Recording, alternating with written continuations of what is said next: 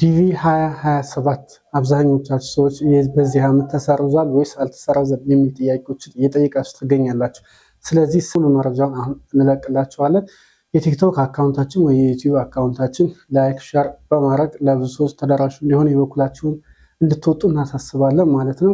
አሁን ምንድነው ዲቪ 2027 ቀርቶ አይደለም ዘግይቶ ነው። የዘገየባቸው ዋና ዋና ምክንያቶች አሉ ማለት ነው። ስለዚህ በመጀመሪያ ዲቪ የዘገየበት ዋነኛው ምክንያት ከዚህ በፊት የሚሞላው ከመስከረም መጨረሻ እስከ ጥቅምት መጨረሻ ላይ ነበር የሚያልቀው በአንድ ወራት ውስጥ ማለት ነው።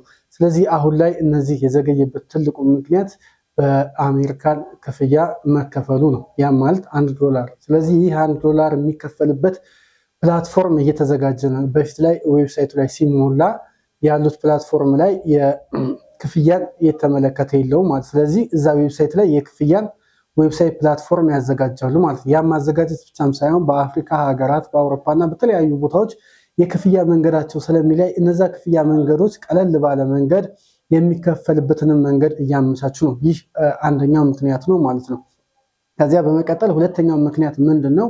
በዚህ ዓመት ላይ ከዚህ በፊት የሆነ ፓስፖርት ተጀምሮ ነበር፣ ግን ቁጥሩ ነበር የሚሞላው ማለት ነው። አሁን ግን ፓስፖርቱ ልክ እንደ ፎቶ እንደሚጫነው ፓስፖርቱ ይጫናል እየተባለ ነው። ስለዚህ ኤክስፓየር ማድረግና አለማድረጉን እንደገና ደግሞ ልክ እንደ ፎቶ ፓስፖርቱ የሚጫንበት ፕላትፎርም እዚሁ ዌብሳይት ላይ የተስተካከለ ነው ማለት ነው። ስለዚህ እነዚህ ሁለት ምክንያቶች ናቸው። ሌላኛውና የመጨረሻው ሶስተኛ ምክንያት እየተባለ ያለው ምንድነው? የዲቪ አዘጋጁ ድርጅትና የአሜሪካ መንግስት አሉ። ሁለቱ ተናበው ነው እኒህ ነገሮች የሚያደርጉት። የሚደረጉት ነገሮች በማንኛውም ነገር መጽደቅ አለበት። እያንዳንዱ ለሚከናወነው ድርጊት የዲቪ አዘጋጅ ኮሚቴ ዲቪ ሎተሪ የሚያወጣው እና የአሜሪካን መንግስት የሚመለከተው በሙሉ ይህንን የሚዘጋጁትን የዲቪ ፎርማቶችን አይቶ ገምግሞ ውሳኔ የሚያሳልፍባቸው ሁኔታዎች ይኖራሉ እና ስለዚህ በእነዚህ ሶስት ምክንያቶች ሊዘገይ ይችላል ነው የሚለው። እንግዲህ ዌብሳይቱ ላይ ገብታችሁ ወይ የአሜሪካን ዲቪ ሎተሪ የሚያዘጋጅ ዌብሳይት ላይ ስትገቡ ያሉት መረጃዎች እኒህ ናቸው። ስለዚህ በዚህ ምክንያት ነገሮቹ ተጓተዋል ነው እንጂ ሙሉ ለሙሉ ዲቪ 2027 ይቀራል አልተባለ ማለት ነው። ስለዚህ እናንተ እስከዚያ መዘጋጀት ያለባችሁ ምንድነው? በመጀመሪያ ፓስፖርት ያላችሁ ፓስፖርት ማዘጋጀት፣ እድሳት ያለቀባችሁ እድሳት ከአሁኑ መሙላት፣ አዲስ ያላወጣችሁ ደግሞ አዲስ የምታወጡበት መንገድ ማመቻቸት ማለት ነው። ስለዚህ ቀኑ ስላልታወቀ ስለዚህ እነዚህ ነገሮች ማዘጋጀት። ሌላኛው ደግሞ የቅርብ ጊዜ 6 ወር ፎቶ ከአሁኑ ዲቪ ሳይዝ እሱን ፎቶ ቤት በሶፍት ኮፒ በመቀበል በኦንላይን መሙላት ትችላላችሁ። ደግሞ የሚሞሉ ቦታዎች ላይ መሙላት ትችላላችሁ ማለት ፎቶዎቹ መነሳት ትችላላችሁ ማለት። ስለዚህ ፎቶዎችን ማዘጋጀት። ሌላኛው ምንድነው?